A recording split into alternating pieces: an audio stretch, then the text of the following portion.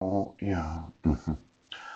Um, my wife motioned the court for dissolution of marriage. Yes. You had me arrested. 3 days after she motioned the court. Might have been four. Yes. You had me in jail for approximately 3 days. Yes. And then you made an exception to your rules. Right.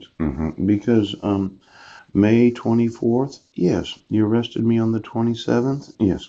I spent an extra day in jail because it was the 28th. It was Memorial Day? Yes. I was arraigned and released on the 29th? Yes.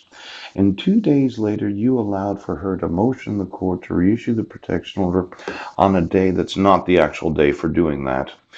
When there was an enforceable protection order in place at that time, though, it was invalid because I didn't get notice or opportunity to be heard. Now, it's not just an abuse of the policing power of the state to go out and serve somebody after they just got out of jail 3 days later. Yes. It's this whole concept of somebody abusing the judicial system to get whatever the fuck they want. Pooch. Now, that protection order that happened to be invalid because you did not protect my right to due process.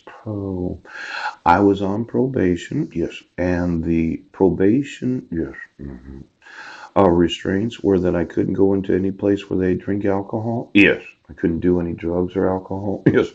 Couldn't violate any laws. Yes. And I couldn't contact the petitioner or the children named.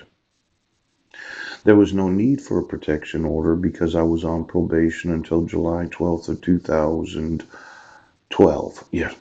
Now, you have abused the judicial system. Yes.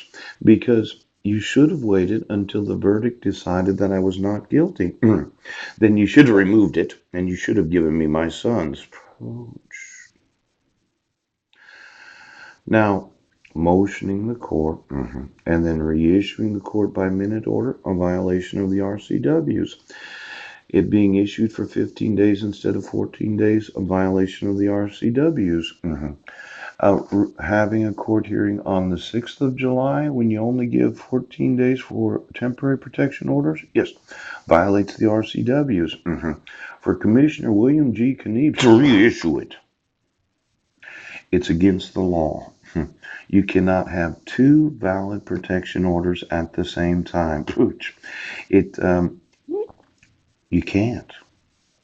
You can have one protection order, yes, issued from a state or territory of the jurisdiction. The one that was issued was invalid, and the one that you reissued was invalid because there were three restraint orders in place at the same time.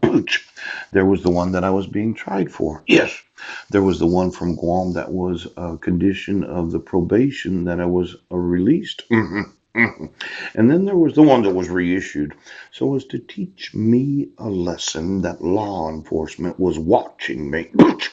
Now, I want you to understand right now, there's no possible way that you can have three no contact orders enforceable at the same time.